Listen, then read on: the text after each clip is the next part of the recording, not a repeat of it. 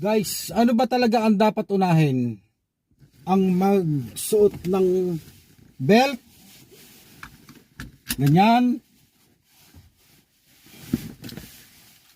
O magpa-start? Ganyan. Ano ba talaga ang dapat unahin? O kaya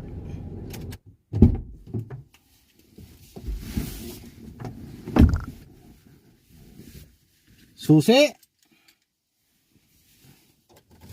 start, o saka tayo mag-belt. Yan, ganyan. Ano guys, ano dapat talaga ang dapat unahin?